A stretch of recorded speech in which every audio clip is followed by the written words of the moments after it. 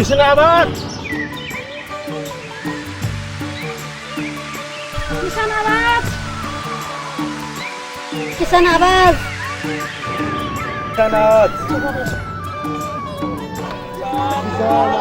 स्वागत छ दर्शकबिन च्यानल यसको प्रस्तुति किसान आवाजमा। आज हामी साना किसान कृषि सहकारी सङ्घ तथा साना किसान लघु वित्त वित्तीय संस्थाका अध्यक्षज्यू श्री खेम पाठकज्यूसँग गरेको कुराकानी प्रस्तुत गर्दैछौँ। नमस्कार। यो साना किसान कृषि सहकारी केन्द्रीय सङ्घको आफ्नै निजी भवन पनि रहेछ। हजुरले यो नेपालको प्रत्येक कुना कुनाबाट चाहिँ अर्ग्यानिक चिजहरू पनि ल्याएर बिक्री गर्नुहुँदो रहेछ। त्यो पनि हेऱ्यौँ हामीले। यो साना किसान कृषि सहकारीबाट किसानहरू कतिको लाभान्वित भएको छन् बताइदिनुहोस् न। हजुर, धन्यवाद। वास्तवमा साना किसान कृषि सहकारी संस्था वा उस्तै प्रकारका अरू कृषि सहकारी संस्थाहरूको छाता सङ्गठन यो चाहिँ नेपाल कृषि सहकारी केन्द्रीय सङ्घ हो, जसको अफिसमा हामी त्यो भवनमा बसेर छलफल गरिरहेछौँ। विशेष गरी यो कार्यक्रमले चाहिँ सहरमा होइन, यो चाहिँ ग्रामीण क्षेत्रमा दुर्गम भागमा र किसानको राज्यसँग पहुँच पुग्न नसक्ने, त्यसपछि गएर सिप प्रविधि पुँजीको पहुँच पुग्न नसक्ने त्यो अवस्थाका किसानहरूलाई यो कार्यक्रमले सङ्गठित गरेर उनीहरूलाई चाहिँ सेवा दिने काम चाहिँ यो कार्यक्रमले गरेको छ। साना किसान कृषि सहकारी संस्था प्रत्यक्ष ग्रामीण क्षेत्रमा बसेर किसान नै मालिक भएर सञ्चालन गरेको संस्था हो।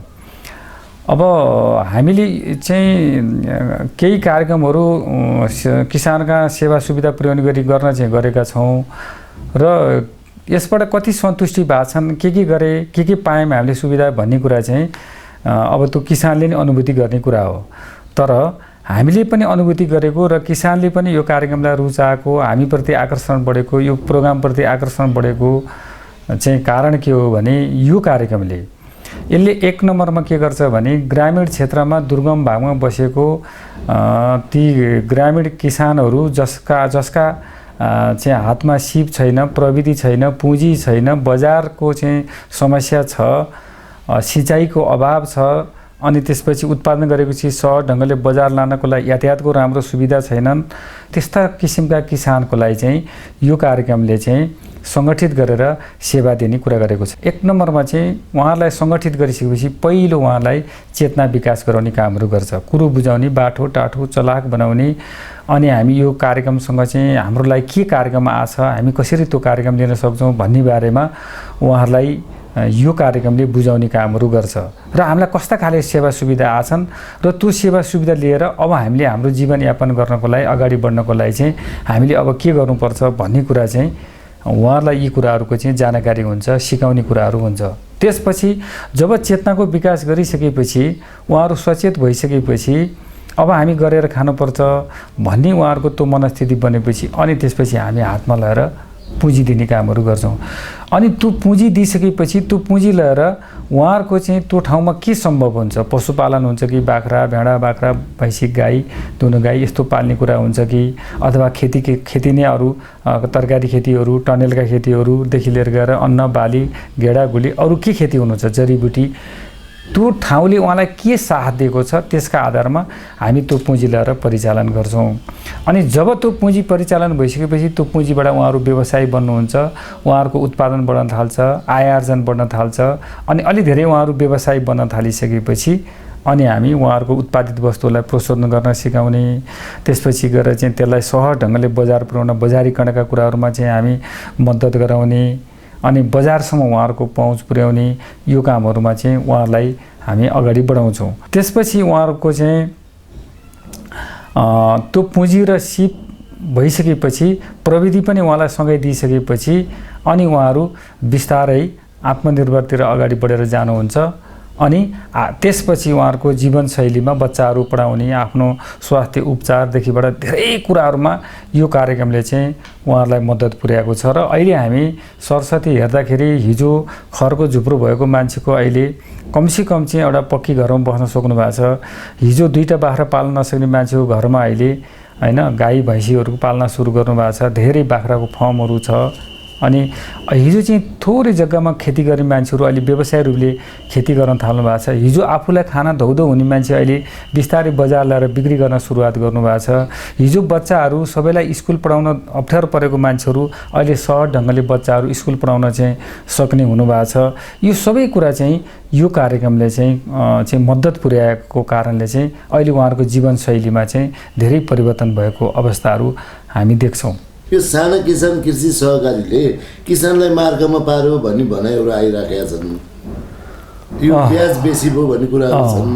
अनि धितो राखेर पनि अलिकति पहिला चाहिँ यो सहकारीहरू चाहिँ तपाईँको पहिला व्यक्तिले चाहिँ तपाईँको तमसुक बनाएर दिने, अहिले ग्रुपिजममा चाहिँ तमसुक बनाएर दियो भने एउटा सहकारीले पनि आरोप लागेको छ।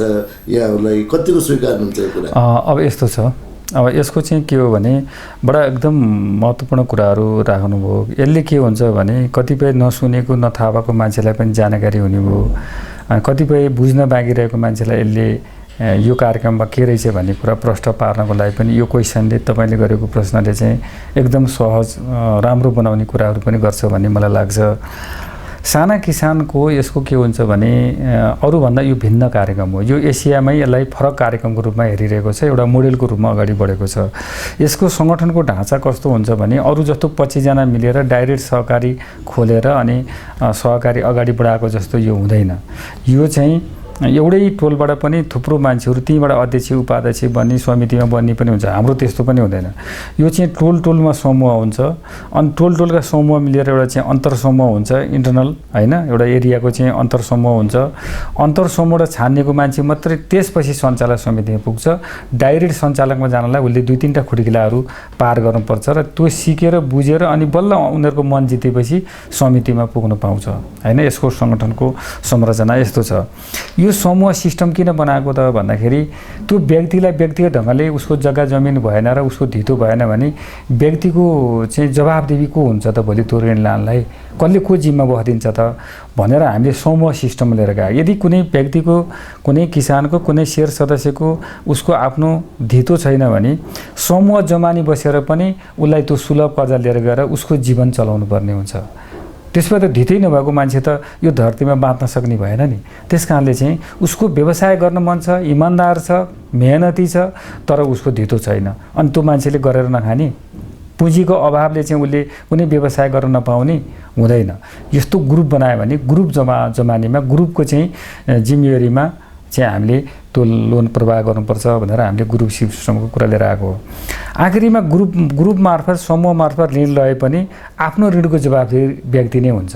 यदि उसले खराब व्यक्तिलाई धेरै ऋण समूहले सिफारिस गर्यो, स्वीकृति गर्यो भनेदेखि चाहिँ समूह पनि जवाबदेही हुनु पर्यो नि त। आफ्नो पैसा होइन भन्ने बित्तिकै जति पैसा पनि निर्णय गरेर त भएन नि। उसको क्षमता कति छ भनेर उसले जाँचेर बुझेर उसले त्यो व्यवसाय गर्न सक्छ कि सक्दैन भन्ने कुराहरू उसले उतै गाउँको ओल्लोर पल्लोरकोलाई थाहा हुन्छ भनेर त हामीले समूह बनाएको। नभए त कहाँको कर्मचारी हुन्छ, कताको अध्यक्ष हुन्छ, त्यो उसको घरको अवस्था के छ भन्ने कुरा छिमेकीलाई थाहा हुन्छ। त्यो छिमेकी बिचमा समूह बनाएपछि अनि उसले कति ऋणसम्म परिचालन गर्न सक्छ, त्यसलाई उपयोग गर्न सक्छ भन्ने कुरा चाहिँ त्यो दैला भएको मान्छेलाई थाहा हुन्छ भनेर हामीले ग्रुपको कुरा लिएर आयो। यो ग्रुप चाहिँ अहसिलो कुरा होइन।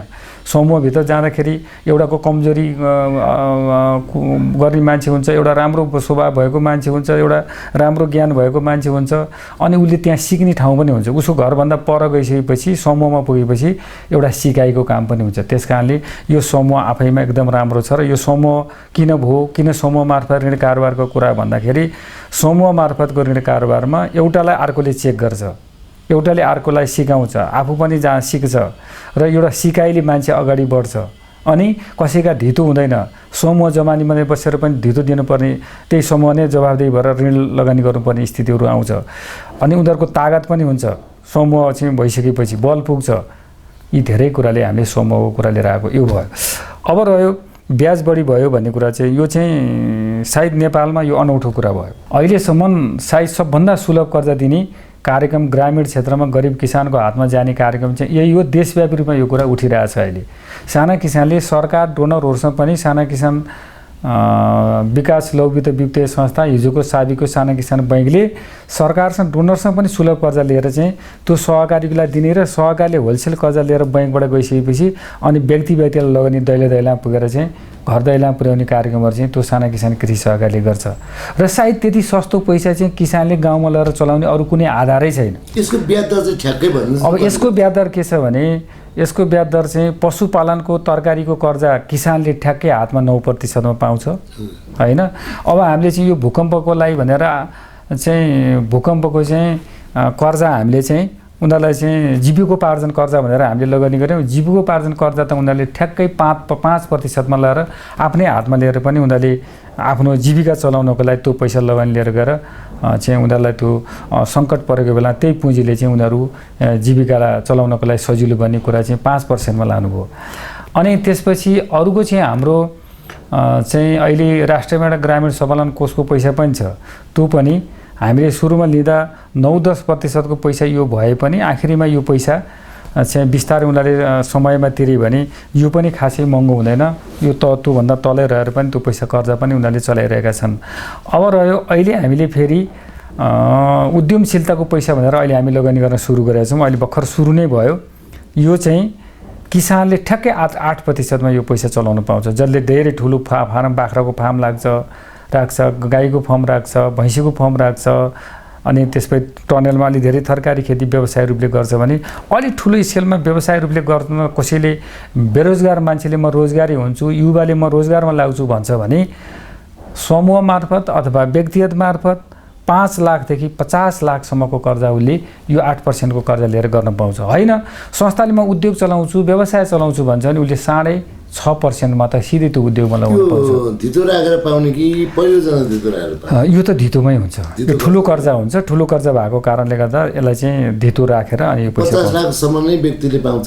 व्यक्तिले त्यो उसको व्यक्तिले पाउँछ कि तर त्यो 50 लाख पाउने भने चाहिँ कस्तो त भन्दा उसको कति उपयुक्त परियोजना छ, परियोजनाका आधारमा पाउने हो। उसको साँच्चै एकदम आकर्षक योजना छ, उसबाट त्यो राम्रै इन्कम गर्न सक्छ, उसले ठुलो स्केलमा चाहिँ उसले आम्दानी गर्न सक्ने गरी राम्रो प्रोजेक्ट बनाएको छ भने त्यस्तो प्रोजेक्ट छोड्नै नहुने प्रोजेक्ट छ भने त त्यसलाई हामी 50 लाखसम्म पनि दिन्छौँ। अब संस्थाले उद्योग खोल्छ, जस्तै अहिले हाम्रो चियाको प्रशोधन उद्योग छ, धानको प्रशोधन उद्योग छ, दुधको प्रशोधन उद्योग छ हैन। अब यस्ता उद्योगहरूको लागि चाहिँ संस्थाले हामी उद्योगमा लगानी गर्छौँ भन्यो भने उसले 6.5% मा पनि त्यो पैसा लिएर गएर लगानी गर्न सक्छ र यस्ता कर्जाहरू पनि छन्। र अब फेरि अहिले हामी प्रदेश सरकारसँग पनि बागमती प्रदेश सरकारसँग समन्वय गरेर फेरि अहिले के गरिरहेको छौँ भने 3% को पैसा किसानकै हातमा पुर्याउने भनेर झन्डै 1 अर्ब पैसा हामीसँग सरकारले एग्रिमेन्ट गरेर अब अगाडि बढाउने भन्ने कुरा छ। अब केही दिनभित्र त्यो अब हामी सम्झौता गर्दैछौँ। त्यो 3% पैसा पनि हामी डाइरेक्ट किसानको हातमा पुर्याउँछौँ भनेपछि 3 देखि 3, 5, 6, 8, 9 को पैसा र अनि अर्को पैसा किनेर ल्याएको लघु कर्जा चाहिँ अहिले हामी त्यो कर्जा अथवा किसान चाहिँ बचत उठाएका उनीहरूका बचतबाट किनेको पैसालाई चाहिँ हामी हैन 12, 13 हैन बढीमा 14 सम्म लगानी गर्नुपर्छ। यो त हजुरको सहकारी नै चाहिने रहेछ नि त। फेरि सहकारी मार्फत हो। साना किसान कृषि सहकारी वा अरु कृषि सहकारी अनिवार्य आवश्यक। त्यसको डेट पनि त होला नि त, 2 वर्ष पुरानो हैन। त्यो भर्खर भएको के छ यसको नियम के छ? संस्था नयाँ पुरानो हैन। संस्था त अब उ 1 वर्ष म्याच्योर्ड भएर उसले 400 सदस्य पुर्यायो अनि उसले पुँजी पनि अलिकति 20-25 लाखको पुँजी पुर्यायो। उ घाटामा छैन, नाफाइमा छ हैन। उसले केही नयाँ कार्यक्रम चलाउन खोजेको छ, धेरै सदस्यलाई चाहिँ सेवामूलक ढङ्गले त्यो सहकारी अगाडि बढिरहेछ, समुदायमा आधारित छ भने उसलाई चाहिँ हामीले धेरै वर्षको कुरा लगाउँदैनौँ। हामी वर्ष दिनमै पनि 1 वर्षमा राम्रो संस्था छ भने हामी उसलाई जोडेर लिएर गएर त्यसलाई हामी यो कर्जामा जोडेर छैन त्यो अब छ भने मैले भने 1 वर्ष सर्दा त एउटा संस्था बनाउनलाई घटीमा 1 वर्ष भन्दा घटीमा त राम्रो संस्था बन्दैन नि त। त्यो हिसाबले पनि हामी अगाडि बढाएका छौँ। र मलाई अहिले यहाँले राख्नुभएको प्रश्नमा चाहिँ मलाई लाग्छ यस्तो सुलभ कर्जा दिने न अरू कुनै लघु वित्त वित्तीय संस्थाहरू छन्। डिप्रोज, माइक्रो फाइनेन्स, छिमेकी हामी सबैले लगानी गरेको पैसा हेरेको छौँ होइन। अब अरू ठुलै बैङ्कले लगानी गरेर पैसा नै हेरेका छौँ, तर धेरै मान्छेले अहिले के भनेको छ, यस्तो सस्तो पैसा हाम्रो गाउँमा चाहियो भनेर यो संस्थाको त धेरै ठाउँमा माग भएको छ। यदि यो महँगो पैसा चलाउने थियो, खराब थियो, यसले राम्रो गरेको थिएन भने आज देशव्यापी रूपमा किन माग आउँछ त? कतिपय लघुवित्त संस्था अरू संस्थालाई गाउँमा चाहिँ हामी यसलाई चाहिँ हामी छिर्न दिँदैनौँ, अनि यो हामीलाई चाहिँदैन भनेर अन्त चाहिँ नारा जुलुस गर्ने। हाम्रो चाहिँ यो चाहिँ हरेक ठाउँमा चाहियो, हरेक वडामा चाहियो, हरेक स्थानीय तहमा चाहियो भनेर चाहिँ अहिले चाहिँ मान्य मन्त्रीज्यूहरू होइन, त्यसपछि स्थानीय तहका प्रमुखहरू सबैजना लाग्नु भएको छ कि यो कार्यक्रम हाम्रो गाउँमा चाहियो भनेर। राम्रो नभए त यति ठुलो माग हुन्थेन होला। त्यस कारणले गर्दाखेरि त्यस्तो महँगो ब्याज दर कुरा होइन। कहिले कहिले के हुन्छ भने किसानले पैसा लिएर गएर अनि त्यो चलाउन जानेर उसको भाका नाग्यो, अनि अलिअलि हर्जना जोड्दाखेरि अनि त्यो हर्जना अलिक जोडेर लिइदियो भनेपछि अनि अलिक बढी ब्याज भयो भन्ने कुरा चाहिँ त्यहाँनिर चाहिँ केही कुरा आउनसक्छ। त्यो चाहिँ हामी सुन्छौँ। अब राम्रो इमान्दार रूपले पैसा लिएर आएर साँच्चै विषय जे शीर्षकमा ल्यायो त्यो अनुसार काम गर्ने इमान्दार किसानले त यो पैसा चलाउन जाने भने त योभन्दा सस्तो पैसै छ। मैले हजुरको धेरै जिल्लामा यो साना किसान ब्याङ्कको कुराहरू सुनेको छु। म जान्छु जिल्लामा, त्यहाँ जाँदाखेरि यो साना किसान ब्याङ्कको पनि म कुरा उठाउँछु। त्यो जुन उहाँले काम गरिरहनु भएको छ नि, उहाँले गरेको कामको जस्तो उहाँको तालिमै नहुँदो रहेछ कि। तालिम नभएपछि उहाँहरू त त्यो सक्षम बन्दैन नि त होइन। जुन तालिमको कुराहरू पनि ल्याउनु भयो यहाँहरूले, गरिरहनु पनि भएको छ, हेरेको पनि पैसा पनि लगाएको छ। तर यो पैसा त उनीहरूले तिर्ने, भागा नाग्ने यी कुराहरू चाहिँ एकदमै चुनौतीको विषय छ। कसरी अगाडि बढिरहनु भएको छ यहाँहरू? होइन, अब वास्तवमा हाम्रो चाहिँ लगानीको हिसाब हेर्दाखेरि चाहिँ हाम्रो के देखिन्छ भने बैङ्कको झन्डै 98-99 भन्दा घटी पर्सेन्टमा हाम्रो असुली छैन, त्यो लेभलमा छ। हाम्रो कारोबार एकदम राम्रो छ। अब हाम्रो संस्था र किसानको बिचको कारोबारमा अलिकति किसानको अलि केही भागा नआएको कुराहरू आउँछ। कहिले कहिले त्यो किन आउँछ भन्दा कहिले कहिले भूकम्प आउँछ अनि किसानलाई आपत पर्छ, कहिले कहिले बाढी पहिरो आउँछ किसानलाई आपत पर्छ, कहिले खेती बिग्रिन्छ किसानलाई आपत पर्छ, कसैको पशुहरू चाहिँ रोग लाएर मर्छ, त्यहाँनिर किसानले भने बेला तिर्न सक्दैन। कहिले कहिले यस्तो कोरोना जस्तो कुराले पनि मान्छेलाई अप्ठ्यारो बनाइरहेको हुन्छ। यस्ता कारणले गर्दा केही भागा नआएको कुराहरू हुन्छ। नभएदेखि हाम्रो खासै त्यस्तो भागा नआएर उठ्न सकेन, डामाडोल भयो, बिग्रियो भन्ने त्यस्तो स्थितिहरू हुँदैन। तर पनि केही मान्छेको किन नाग्छ भने यो पैसा लिएर चलाउन नजानेर तौर तरिका नपुगेर पनि केही मान्छेहरू पैसालाई उपयोग गर्न नजानेर, प्रयोग गर्न नजानेर पनि केही मान्छेको अलि भागा नआएको कुरा आउँछ। त्यो किन हुन्छ त भन्दा मान्छेको चेतना स्तर कमजोर भएर। त्यस कारणले तपाईँले भन्नुभएको कुरा चाहिँ एकदम राम्रो कुरा के हो भने उनीहरूलाई तालिम चाहिन्छ होइन, त्यो ट्रेनिङ दिनुपर्छ, कुरा बुझाउनुपर्छ। हामीले चाहिँ प्रत्येक हाम्रो झन्डै अहिले केन्द्रीय कृषि सङ्घको आफ्ना सदस्यहरू 11 लाख नेपालभरिमा हाम्रो सदस्य छन्। हाम्रो एक घर एक सदस्य हो, एउटा घरमा 5 जना हुन्छन्।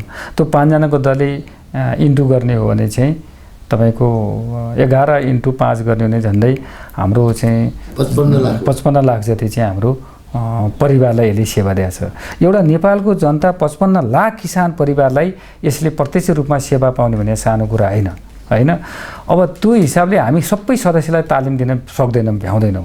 हामीले तालिम दिने भनेको संस्थाको कर्मचारीलाई, संस्थाको सञ्चालकलाई, अनि सञ्चालक र कर्मचारीले त्यो तालिम लिएर सिकेर गएपछि त्यो तालिम चाहिँ उहाँले आफ्नो सदस्यलाई दिने हो। त्यो संस्थाले त्यो सदस्यलाई तालिम दिन नसकेर, कुरो बुझाउन नसकेर कतै कतै यो समस्याहरू आएको होला। त्यस भएर हामी अहिले वर्षमा एकचोटि समीक्षा गर्छौँ। संस्थाका अध्यक्ष प्रबन्धकलाई देशभरिकोलाई आफ्नो एरियामा ल्याएर हामी पुरा ट्रेन गराउँछौँ।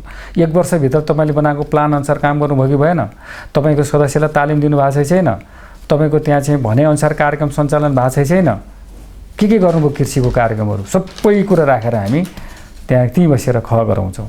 त्यस कारणले गर्दाखेरि अब हामी सकभर यहाँले उठाउनु भएको कुरामा अझ हाम्रा केही कमी भएका छन् भने त्यो कमी पुरा गर्ने कुरामा अझ योजना बनाएर भोलिको दिनमा धेरै सदस्यलाई यो कुरा बुझाएर, आफ्ना सञ्चालकलाई कुरा बुझाएर, त्यसका कर्मचारीलाई कुरा बुझाएर अनि हामी उहाँलाई यो कार्यक्रममा चाहिँ सरिक गराउँछौँ। हिजो परापूर्वकालको भन्दा कृषिमा अलिकति आधुनिकीकरण भएकै छ, यहाँहरूले खटेर लागिरहनु भएको छ। हिजो 8 लाख भुँडी थियो भने अहिले त झन्डै अब 3 करोडको हारेरमा भुँडी त बढिसकेको छ।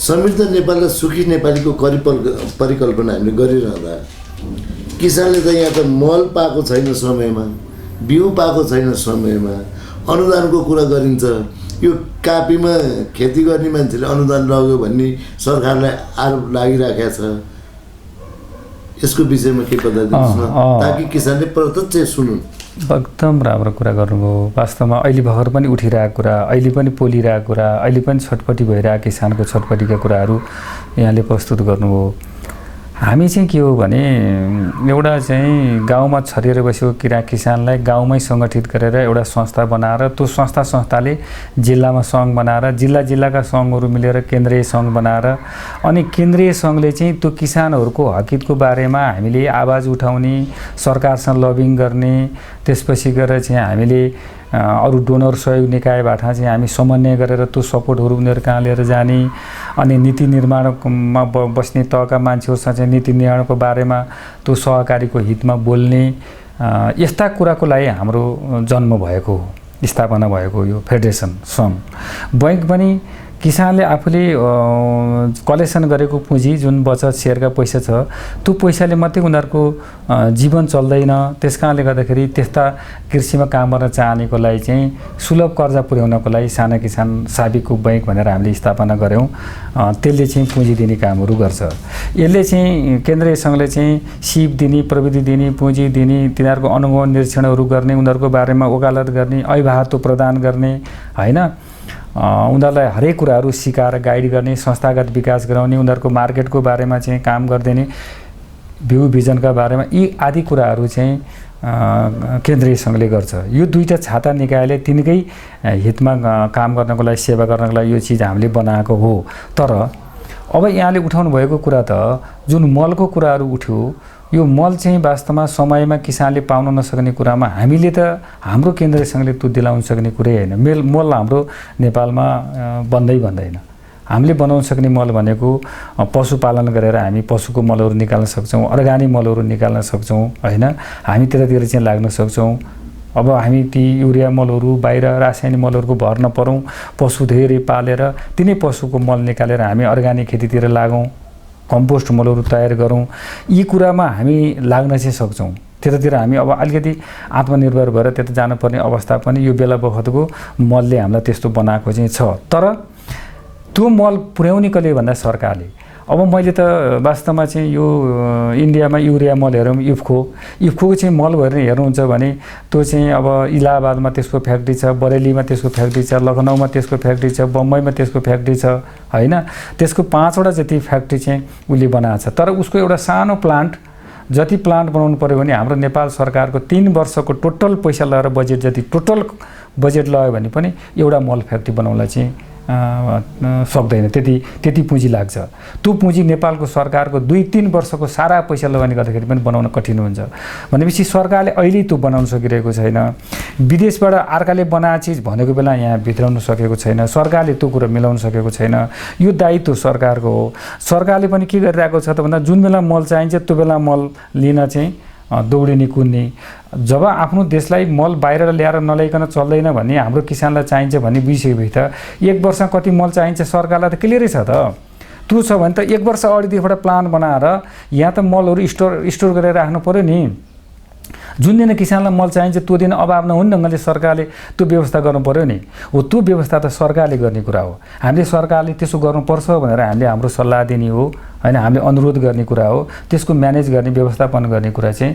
सरकारबाट गर्ने कुरा हो हामीले त आवाज उठाउने कुरा हो त्यसकारण हामी आफैले त्यस्तो मल फ्याक्ट्री अब सरकारले त सक्दैन भने हामी त त्यो परिकल्पना गर्न पनि सक्दैनौँ अहिले यो कोरोनाको कारणले लाखौँ लाख युवाहरू विदेशीका युवाहरू नि नेपालभित्र छिर्नु भएको छ अब देशलाई नै यो ठुलो चुनौतीको विषय छ अब यो जुन युवाहरूलाई रोजगार गराउने विषयमा नयाँ केही योजना छन् हजुरको सोचाइमा एकदम छ हामी अहिले के गरिरहेछौँ भने नेपालमा अहिले भइरहेका मान्छेलाई बेरोजगारलाई कसरी रोजगारी सिर्जना गर्ने अब विदेशबाट फेरि यो कोरोनाको कारणले धेरै मान्छे विस्थापित भएर आफ्नै देशमा फर्केर आउँछन् तिनीहरूलाई अब फेरि कसरी लगाउने भन्नको लागि यहीँ भएका मान्छेलाई पहिला त यङ मान्छेहरू जो पढे लेखेका छन् उनीहरूले चाहिँ कृषि गर्ने होइन खाली हामी जागिर खाने भन्छन् नेपालमा जागिर खाने अरू कहीँ त्यस्तो ठाउँ छैन उद्योग धन्दा छैन कहीँ केही छैन त्यस कारणले गर्दाखेरि हाम्रो चाहिँ हो नै के त भन्दा नेपालको सम्भावना कृषि नै हो, पर्यटन नै हो।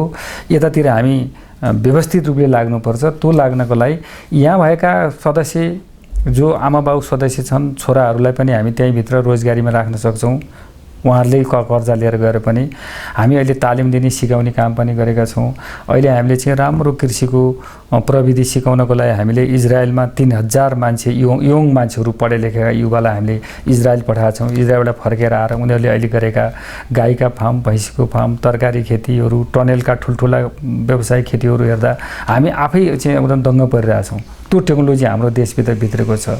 ती युवाहरू लाग्नु भनेको त्यो थोरै सङ्ख्या लागे पनि अरू बाँकी चाहिँ बेरोजगारमा रहिरहेका युवाहरूलाई खेती चाहिँ केही होइन भन्नेलाई चाहिँ त्यो युवाले खेती गरेर देखाएपछि त्यो आकर्षण बढोस् भन्नको लागि हामीले युवालाई यो काममा चाहिँ लगाउने कामहरू गरेका छौँ। त्यो इजरायल जाने हाम्रा भाइ बहिनीले चाहिँ त्यहाँ 11 महिना बसेर आउँदाखेरि उहाँले 10-15 लाख पैसा ल्याउनुहुन्छ अनि कृषिको प्रविधि सिकेर आउनुहुन्छ। संसारको चाहिँ सबभन्दा कृषिको हाई टेक्नोलोजी चाहिँ हामी इजरायलमा देख्छौँ। त्यस्तो चिज सिकेर नेपालमा आएर अनि त्यही देखासिखलीबाट अहिले ठुलो पङ्क्ति युवा अथवा अरू बेरोजगार मान्छेहरू अहिले तपाईँ हेर्नुहोस् यति खुसी लाग्छ। अहिले हिजो चाहिँ हाम्रो मासु बाहिर नल्याइकन हुँदैन थियो। 16 अर्ब मासु बाहिर ल्याउनुपर्छ भनेर आजभन्दा 12 वर्ष अगाडि हाम्रो नेपालको अर्थविज्ञले भन्नुहुन्थ्यो। आज मासु बाहिर ल्याउनु पर्दैन हैन, खसी बोका यहीँ निक्लिन थालेको छ हैन। कुखुरा हामी आफै आत्मनिर्भर हुन थालिसकेका छौँ। यो सबै काम के त भन्दा बिस्तारै हाम्रै देशका मान्छे नै लागे भने हुँदो रहेछ नि त।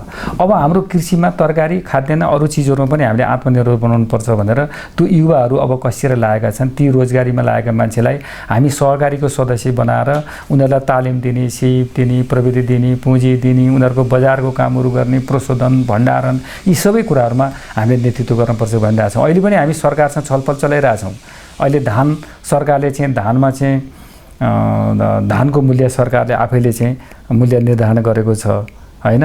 आज त्यो अभियानमा तपाईँले साथ दिनु पर्यो भनेर हामीलाई भन्नुभएको छ। हामीले अहिले देशभरिको धान उत्पन्न भएको सहकारीहरूलाई अहिले धान खरिद गर्न लगाइरहेछौँ। समर्थन मूल्य सरकारले तोक्यो, तर कार्यान्वयन कसले गर्ने त भन्दा हामी जस्तै संस्थाले गर्ने हो हैन। हामीले सरकारले तोकेको मूल्यमा किसानलाई त्यो पैसा दिएर अब जे होस् उत्पादन गर्यो भने मूल्य पाउँदो रहेछ भन्ने कुराको नेतृत्व हामीले अहिले गरिरहेछौँ। हामी त्यो अभियानमा देशभरि चाहिँ यही काममा अहिले लागिरहेको अवस्थाहरू छ। त्यस कारणले गर्दाखेरि अब त्यो ठुलो पङ्क्तिलाई हामी बाहिरबाट आउनेलाई पनि सदस्य नभएकालाई तुरन्त फर्केर आउने बित्तिकै हाम्रो कोअपरेटिभको सदस्य बनाउने अनि उनीहरूलाई ट्रेन गराउने, सिकाउने, तालिम दिने, उनीहरूलाई पैसा चाहिने पुँजीको व्यवस्था मिलाउने। म तपाईँलाई एउटा कुरा अहिले जानकारी गरौँ। अहिले हामीले बागमती प्रदेशमा अगाडि बढाएको प्रपोजल के छ भने उहाँले हामीलाई 1 अर्ब पैसा 3% लगानी गर्न दिने र अहिले बागमती प्रदेशमा मात्र 1,20,000 मान्छे चाहिँ साना किसान कार्यक्रमले चाहिँ रोजगारी दिलाउनु पर्यो भन्नुभएको छ। हामीलाई 1 अर्ब पैसा दिएर ऋणमा दिएर त्यो ऋणको पैसा ल्याएर 1,20,000 हाम्रो नेटवर्कले एउटा प्रदेशमा हामीले रोजगारी दिलायौँ भने 7 प्रदेशमा हामी जस्ता अरूले पनि यो काम गरे भने अनि के हामी नेपालमा चाहिँ बेरोजगार बसेको मान्छेलाई रोजगारीमा लगाउन सक्दैनौँ?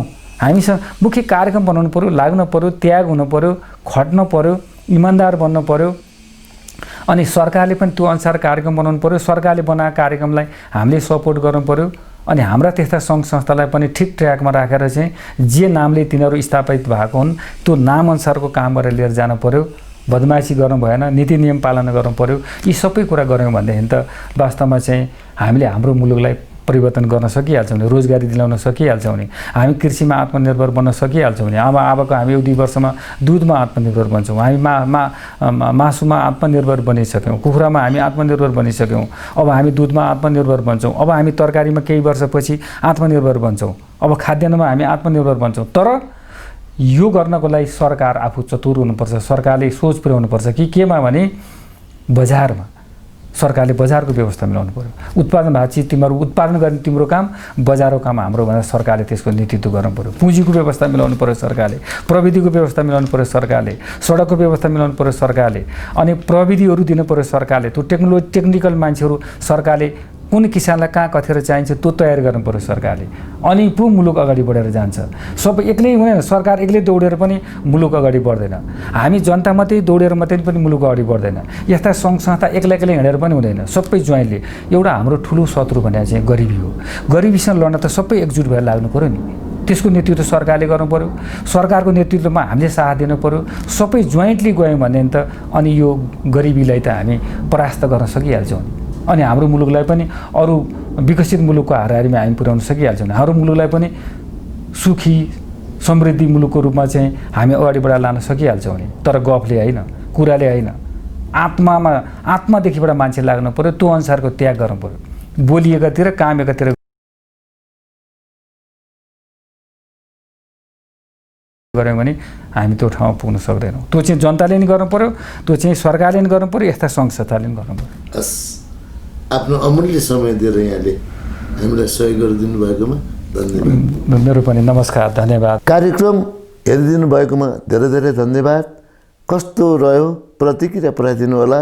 हस्त, नमस्कार। किसान